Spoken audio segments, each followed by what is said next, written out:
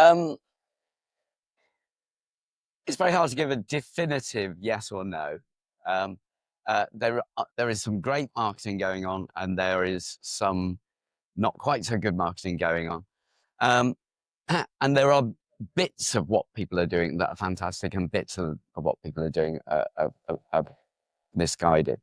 I know nobody likes a nuanced answer, but what does strike me is that we've been studying and measuring the effects of advertising for a very long time. I mean, people don't realize that actually sort of measurement of marketing effectiveness goes back to the 1900s. Claude Hopkins, 1923, publishing a meta-analysis of marketing effectiveness data showing what works and what doesn't. So given that been doing this for over 100 years, it's surprising how little we've learned. And it's surprising that of what we've learned, how little of it is actually known and understood by marketers, and of what they know, how little they put into practice. We could be a lot better. No, I don't think so, actually. I think it is really the wealth of data leads you to easily go down rabbit holes because you optimize what you can track. And innovation and creativity is so intangible compared to very granular digital data that you can get access to. And generally, it's harder to get tolerance within a business to allow you to innovate and create big platforms that will take off in culture and society that shape your brand over time. And you have to give that a long time to bed in. You have to give that time to breathe with your consumers and refine it. And I think it makes it really hard if you're chasing an ROI, if you're chasing a digital metric. And in the short term, that big brand message might not have the impact that you expect, but over a time it works. So I think in some ways we've grown a lot in how we can be contextually relevant and that we can respond faster to what's going on in society. So you don't have to shoot a big brand innovative campaign. You can respond to what's going on in culture. But I think on the flip side of that, it's become very difficult for brands to have tolerance and give time to platforms to really bed in and have that long-term brand impact. No, I absolutely think that we are worse marketers. We've been confused, misled, misguided. Look, I mean, I studied maths and economics enough. I didn't finish it, but I studied it enough to understand that you build a model and the model has a margin of error. And we have way too often, we have the people in our businesses and the consultants who present these pieces of measurement, which says it's definitely 3.57. And it's not 3.57. There was a 20% margin in it. Or 5 of the 7 things they're telling you were statistically not relevant enough to put on a slide. Now, if that was my business, I'd still put them on the slide and try and sell it, admittedly. So I respect what they're doing. But no, we are not better. We've lost our eyes. I would say no.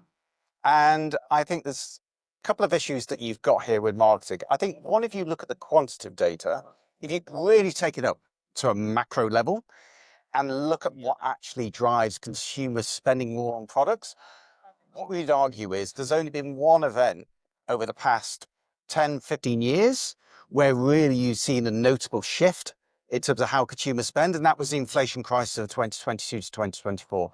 And that was a classic sort of case, a brand driving the ability of companies to be able to push through price increases to consumers. All the other stuff that we've had in terms of the technology, the targeting, et cetera, when you look in terms of what consumers are buying, you'd argue it's not coming through in the data. And you would think that given all the spend that's happening, that there would at least be some impact. So I'd argue sort of on the big macro standpoint, absolutely not. There are other things there as well. I think there's a very strong argument for saying that in advertising, there's a real case of what they call the quantification fallacy, that people very much focus on the metrics, rather than focusing on the overall picture. And that's linked into the old phrase, of course, that people are missing the wood for the trees, that essentially they're finding it very, very hard to actually work out what is advertising's true purpose, because they get lost in so many sort of detail points and data points that they're just overwhelmed. Absolutely.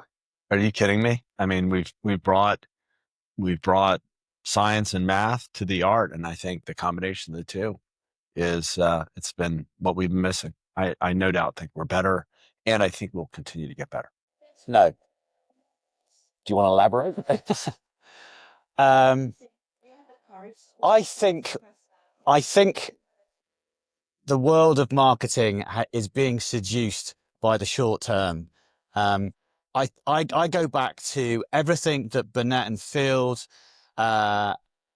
produced a few years ago. I go back to what Byron Sharp talked about, is marketing or advertising has to be a balance between brand marketing and performance marketing, 60-40 in that. So you have to have persuasion and promotion. And I think that balance is out of sync. And I think that's why too much money is going into performance. And I think that's because CMOs are under pressure to deliver in the short term. But ultimately, if you want to grow your brand, you have to persuade people to come to your product who are new to your product. And that is what brand marketing does. That's a great question. Not necessarily. I think we're different at marketing is maybe a better way to characterize it.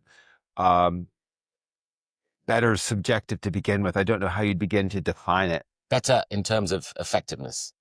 Effectiveness is difficult to define over any period of time. And so I think that the right answer is different. Controlling for all the variables, impossible. I think that with every new skill that might be developed, with every experience that individuals get and the accumulation of knowledge, that should lead to ostensibly better marketing.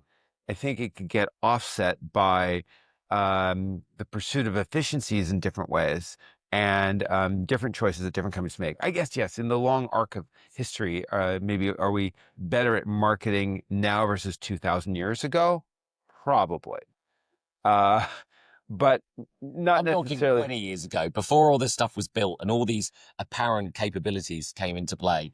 It's like the Zhu Enlai statement about, what do you think about the consequences of the French Revolution, a couple of decades ago? Well, too early to say. I think it's not dissimilar. I think that there are so many offsets to just a pure accumulation and application of knowledge. Yeah. If you only focus on that, yes, of course it's better. But the reality is there's lots of offsets. So I don't think it's a clear answer one way or the other.